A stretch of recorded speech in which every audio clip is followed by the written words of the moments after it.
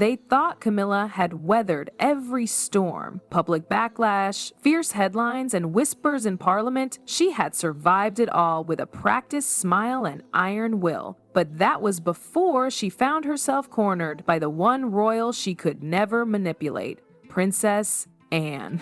And when Anne stood before her in Balmoral Castle's ancient meeting chamber, without royal fanfare, without pretense, everything shifted. This wasn't some dramatic royal squabble, it was a reckoning. Anne didn't come with petty grievances. She came with handwritten letters, hidden bargains, and the weight of her mother's legacy in her voice. For years, she'd stayed silent, but now she wasn't holding back. Camilla sat frozen, her hands clenched into fists, eyes darting between the shocked faces of those gathered. But she didn't cry when the British public doubted her. She didn't flinch when tabloids tore her apart, yet here, in this cold chamber with Anne standing before her, she wept. Real tears, not for remorse, but for the realization that her carefully built tower of power was finally cracking. Anne didn't waste time. She stood tall, voice cold and clear. "You've twisted my brother, you've stained our traditions, you've deceived this nation. Did you truly believe this crown was yours to mold?" Every word was a hammer blow. The room held its breath. No one moved, not even Charles. He sat beside Camilla, his face aged beyond his years. His eyes, once steady, flickered with guilt. Because he knew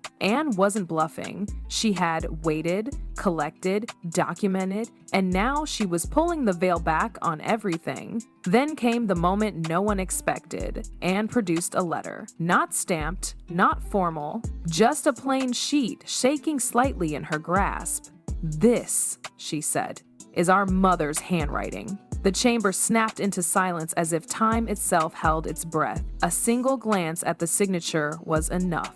Queen Elizabeth II, and what it revealed changed everything. Elizabeth had written in her final months that the monarchy's future must be guided not by politics or image, but by dignity, and in her own words, she had chosen Kate Middleton as that guiding light. Catherine is the compass, not Camilla, not someone who climbed the throne through quiet backdoor deals. The Queen's private conviction had never aligned with what the public had been told. Camilla's composure cracked. She clenched the table's edge like it could anchor her, her lips trembling as her eyes flickered toward Charles, but he didn't meet her gaze. Anne didn't stop there. She laid down another bombshell. Letters from Diana. Not vague recollections, but direct personal accounts of betrayal and fear. She wanted it all, Diana had written. Not just Charles, the whole crown. Those words hit Charles like a thunderbolt.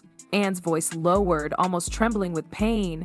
Mother didn't just get pressured into accepting Camilla as queen, she was cornered. She gave in because the alternative was chaos, and the catalyst for that, Anne laid it bare. Back in 2020, when Prince Andrew's scandal threatened to tear the monarchy apart, Camilla made her move. A deal was struck, strip Andrew of everything, bury him in disgrace, and in return, Camilla would finally get the crown. It wasn't duty, it was strategy. Cold, calculated, brutal strategy. Anne turned to her brother. "You chose her over us, over everything." Charles tried to defend himself, tried to say it was for the monarchy's survival, but Anne's eyes cut through him like glass. This crown has survived war, loss, scandal. It would have survived Andrew. What it cannot survive is betrayal. And in that room, with firelight dancing against stone, the monarchy as they knew it began to crumble. The silence after Anne's final words wasn't just awkward, it was historic. Camilla sat motionless, her shoulders tight, her breath shallow. Her usual air of poise had vanished. Across the room, a seasoned royal advisor, loyal to the Queen Mother for decades, quietly pushed his chair back and stood. No words, just a long look toward Camilla before exiting the chamber, his silence heavier than any insult. But the fallout didn't end there. Anne's voice returned, calm now, but sharper than ever.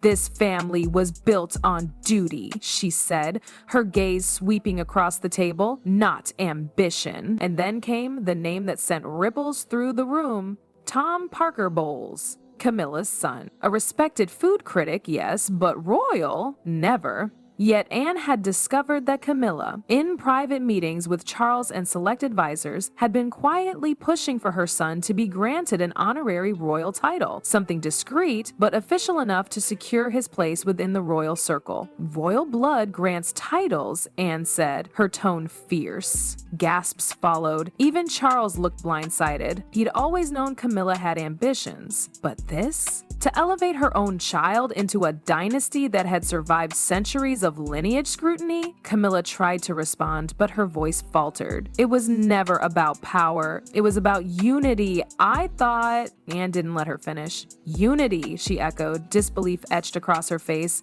You call rewriting bloodlines unity? At the far end of the table, Prince William sat still, watching, not passive-focused. The mention of Tom Parker Bowles had clearly rattled him. He shifted slightly, then met Anne's eyes, and in that moment, something unspoken passed between them. A shared understanding. A line had been crossed. Later that night at Clarence House, a private family dinner turned into a second battlefield. Meant to calm tensions, it only reignited them. Camilla, in a thinly veiled attempt at charm, brought up the idea again, framing it as a gesture to bring everyone closer, a way to honor family connections. Anne didn't say a word. She simply stood up, slow and deliberate, her chair scraping loudly against the floor. You're trying to give a throne to someone who doesn't even belong in the corridor, she snapped. Then she turned and walked out, the weight of her disgust hanging in the air like smoke. William didn't follow her. But he didn't defend Camilla either. Camilla looked to Charles for help, but he was frozen, trapped between the two women whose war was becoming unmanageable. When they finally returned to their private quarters, Camilla confronted him. Her voice wasn't emotional, it was controlled, sharp. If I fall, she said quietly, Clarence House falls with me. It wasn't a plea, it was a warning. Charles said nothing. He just stared at the fireplace, lost in the glow of flames that reminded him too much of everything burning down around him. What Camilla didn't realize was that William had already made his decision. The next morning, he requested a private meeting with his father at Kensington Palace. No Camilla, no advisors, just the future king sitting across from the current one. William didn't shout, he didn't argue. He simply laid it out, clear and cold. She's manipulated this family long enough, he said. She buried Mother's memory. She used Andrew's disgrace to claim a crown, and now she wants to rewrite the rules to favor her own blood. Charles tried to speak, but William didn't let him. If you don't act, William said, I will. I'll stand with Aunt Anne, publicly, and I'll make sure every truth comes out. And that was the moment Charles knew this wasn't just a family rebellion anymore. This was an ultimatum from the future of the monarchy itself. Charles didn't sleep that night. He sat alone in his study, the silence around him interrupted only by the soft ticking of a clock that suddenly felt like a countdown. Every echo reminded him that time had run out. The throne he had waited for his entire life was now at the mercy of his son's ultimatum. And worse, the woman he had once defied the world to be with had become the very storm threatening to destroy it all. Camilla stayed behind closed doors, refusing visitors, her phone silent. She didn't need anyone to tell her what was coming. The moment William made his move, she knew her influence would vanish overnight. She had no more leverage. Not over Charles, not over the monarchy, not over the public who had long accepted her reluctantly and who now turned with sharpened eyes after Anne and William forced the truth into the light. William, calm and focused, moved quickly. He summoned senior aides and began drafting what he called a restoration plan. Camilla's public role would end. The palace would release Diana's letters to the public archives, and most importantly, Charles would issue a statement, one that admitted the truth, apologized for past silence, and committed the monarchy to a future of transparency and honor. Charles fought back the lump in his throat as he read the speech one final time. When the cameras rolled, he looked older than ever, a king broken, not by war or scandal, but by the realization that he had protected the wrong legacy. My wife, Camilla, will be stepping away from public duties, he said, his voice low. This decision, made together, allows us to refocus on the unity and healing our family needs. I also acknowledge mistakes made. In our efforts to protect the institution, we failed to protect the truth. He paused. And I deeply regret the concealment of Princess Diana's letters. Her voice should never have been hidden. Across the nation, screens lit up with gasps, tears, and stunned silence. Some wept in relief. Others raged at the years of deception. But all agreed on one thing: this was a turning point.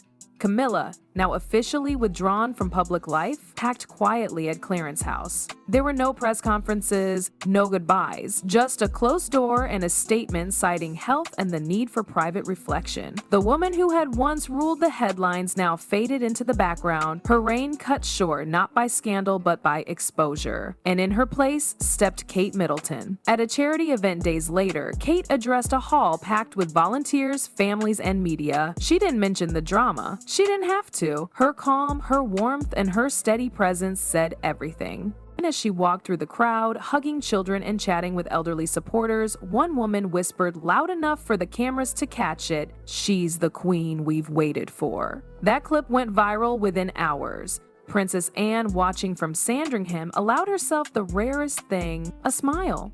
She met Kate days later, away from the cameras, and simply said, "You are everything Mother hoped for." Kate only nodded, emotion in her eyes. As for William, he didn't claim victory. He didn't want to. But in his next speech, he promised something more important than power: truth. "We will no longer protect tradition by burying the past," he said. "Catherine and I will build a monarchy that stands on honor, not shadows."